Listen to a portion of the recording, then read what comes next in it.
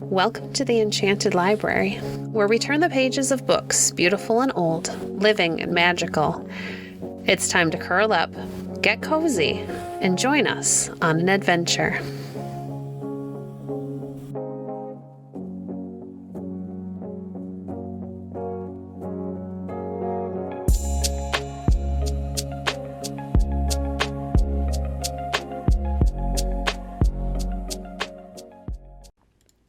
Today, we're reading from The Wonder Book by Nathaniel Hawthorne, The Golden Touch. These reflections so troubled wise King Midas that he began to doubt whether, after all, riches are the one desirable thing in the world, or even the most desirable. But this was only a passing thought. So fascinated was Midas with the glitter of the yellow metal that he would have refused to give up the golden touch for so paltry a consideration as a breakfast. Just imagine what a price for one meal's victuals. It would have been the same as paying millions and millions of money, and as many millions more as would take forever to reckon up, for some fried trout, an egg, a potato, a hot cake, and a cup of coffee. It would be quite too dear, thought Midas. Nevertheless, so great was his hunger and the perplexity of his situation that he again groaned aloud, and very grievously too. Our pretty Marigold could endure it no longer. She sat a moment, gazing at her father, and trying, with all the might of her little wits, to find out what was the matter with him. Then, with a sweet and sorrowful impulse to comfort him, she started from her chair, and running to Midas, threw her arms affectionately about his knees. He bent down and kissed her. He felt that his little daughter's love was worth 1,000 times more than he had gained by the golden touch. "My precious, precious Marigold," cried he. But Marigold gave no answer. Alas! What had he done? How fatal was the gift which the stranger bestowed! The moment the lips of Midas touched Marigold's forehead, a change had taken place. Her sweet, rosy face, so full of affection as it had been, assumed a glittering yellow color, with yellow teardrops congealing on her cheeks. Her beautiful round ringlets took the same tint. Her soft and tender little form grew hard and inflexible within her father's encircling arms. Oh, terrible misfortune! The victim of his insatiable desire for wealth, little Marigold was a human child no longer, but a golden statue. Yes, there she was, with the questioning look of love, grief, and pity hardened into her face. It was the prettiest and most woeful sight that ever mortal saw. All the features and tokens of Marigold were there. Even the beloved little dimple remained in her golden chin. But the more perfect was the resemblance, the greater was the father's agony at beholding this golden image, which was all that was left to him of a daughter. It had been a favorite phrase of Midas, whenever he felt particularly fond of the child, to say that she was worth her weight in gold. And now the phrase had become literally true. And now, at last, when it was too late, he felt how infinitely warm and tender heart that loved him exceeded in value all the wealth that could be piled up betwixt the earth and sky.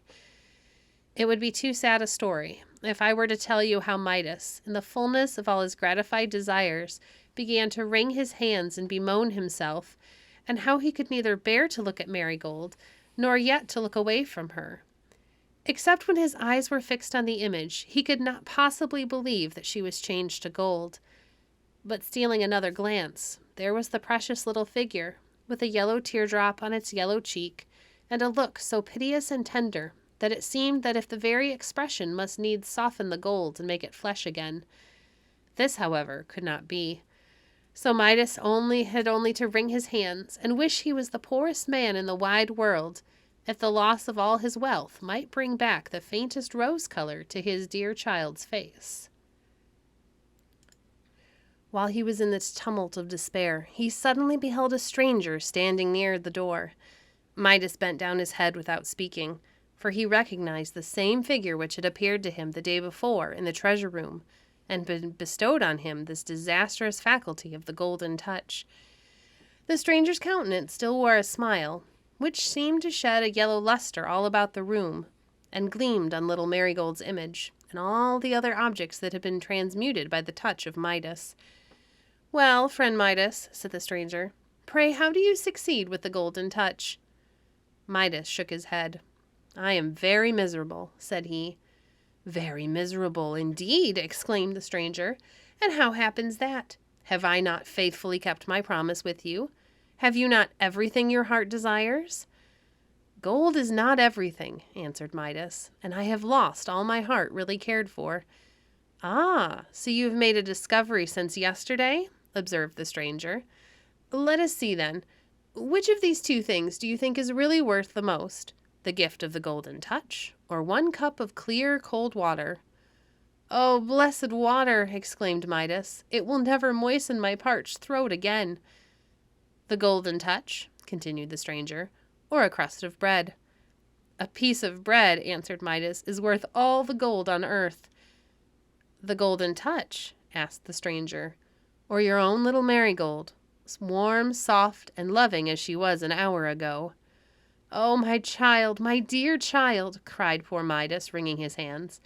"I would not have given that one small dimple in her chin for the power of changing this whole big earth into a solid lump of gold." "You are wiser than you were, King Midas," said the stranger, looking seriously at him. "Your own heart, I perceive, has not been entirely changed from flesh to gold. Were it so, your case would indeed be desperate. But you appear to be still capable of understanding the commonest things, such as lie within everybody's grasp, are more valuable than the riches which so many mortals sigh and struggle after. Tell me now, do you sincerely desire to rid yourself of this golden touch?"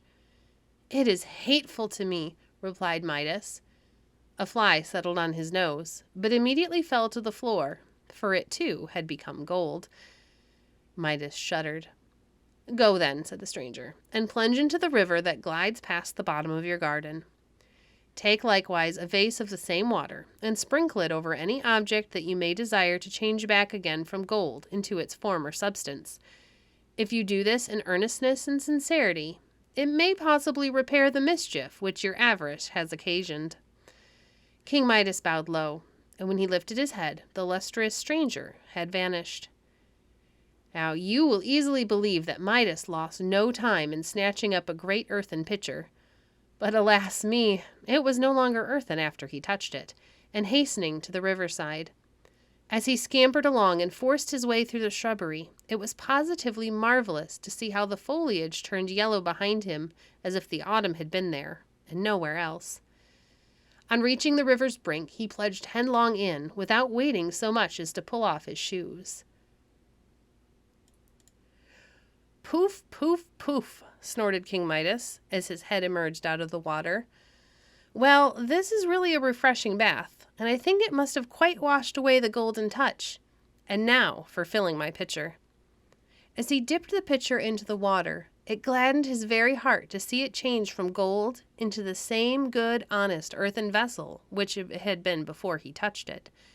He was conscious also of a change within himself. A cold, hard, and heavy weight seemed to have gone out of his bosom. No doubt his heart had been gradually losing its human substance and transmuting itself into insensible metal, but had now softened back into flesh. Perceiving a violet that grew on the bank of the river, Midas touched it with his finger, and was overjoyed to find that the delicate flower retained its purple hue, instead of undergoing a yellow blight. The curse of the golden touch had, therefore, really been removed from him. King Midas hastened back to the palace, and I suppose the servants knew not what to make of it when they saw their royal master so carefully bringing home an earthen pitcher of water. But that water, which was to undo all the mischief that his folly had wrought, was more precious to Midas than an ocean of molten gold could have been. The first thing he did, as you need hardly be told, was to sprinkle it by handfuls over the golden figure of little Marigold. No sooner did it fall on her than you would have laughed to see how the rosy color came back to the dear child's cheek, and how she began to sneeze and sputter, and how astonished she was at finding herself dripping wet, and her father still throwing more water over her. "Pray do not, dear father," cried she. "See how you have wet my nice frock, which I only put on this morning." For Marigold did not know that she had been a little golden statue, nor could she remember anything that had happened since the moment she ran with outstretched arms to comfort poor King Midas. Her father did not think it necessary to tell his beloved child how very foolish he had been, but contented himself with showing how much wiser he had now grown. For this purpose, he led little Marigold into the garden, where he sprinkled all the remainder of the water over the rose bushes, and with such good effect that above 5,000 roses recovered their beautiful bloom.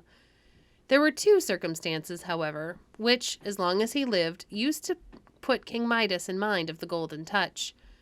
One was that the sands of the river sparkled like gold. The other, that little Marigold's hair now had a golden tinge, which he had never observed in it before she had been transmuted by the effect of his kiss.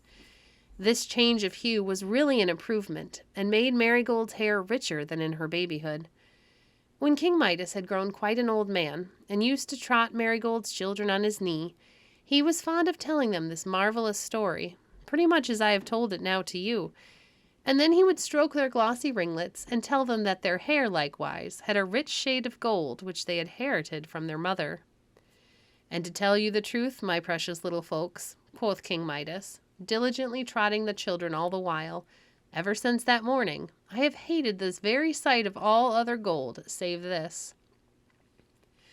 "Well, children," inquired Eustace, who was very fond of eliciting a definite opinion from his auditors, "did you ever in all your lives listen to a better story than this of the Golden Touch?" "Why, as to the story of King Midas," said saucy Primrose, "it was a famous story 1,000 of years before Mr. Eustace Bright came into the world, and will continue to be so long after he quits it. But some people have what we may call the leaden touch, and make everything dull and heavy that they lay their fingers upon."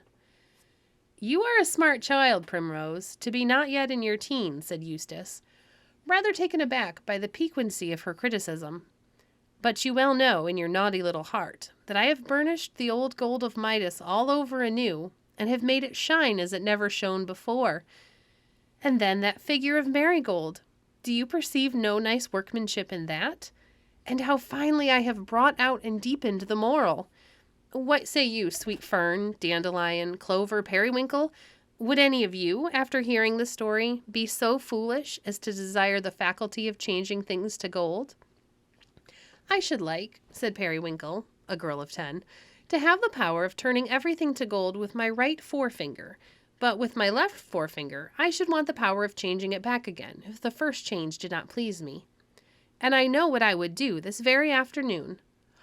"Pray tell me," said Eustace.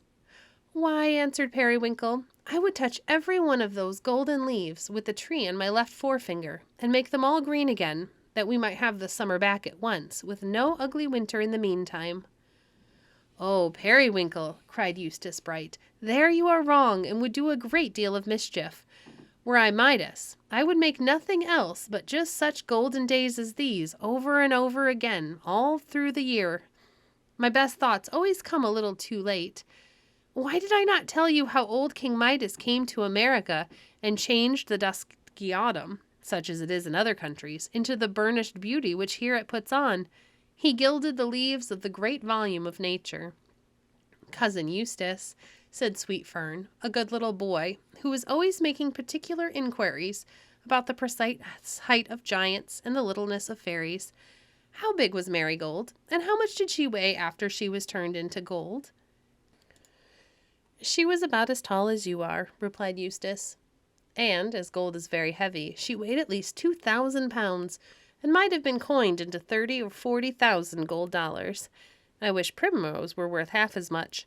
Come, little people, let's clamber out of the dell and look about us." They did so. The sun was now about an hour or two beyond its noontide mark, and filled the great hollow of the valley with its western radiance, so that it seemed to be brimming with mellow light, and to spill it over the surrounding hillsides like golden wine out of a bowl.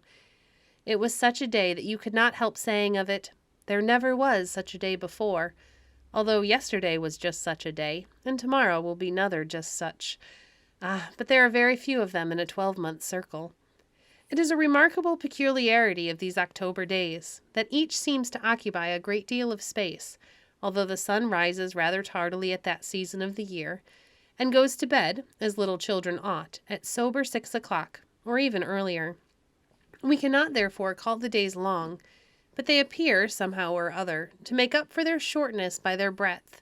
And when the cool night comes, we are conscious of having enjoyed a big armful of life since morning.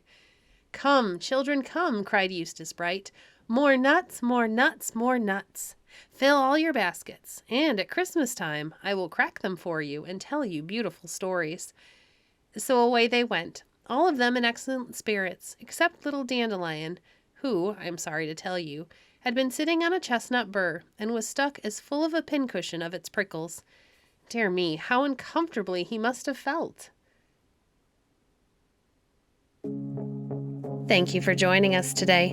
If you enjoyed today's episode, please leave a review on your favorite podcast platform and share our podcast with a friend.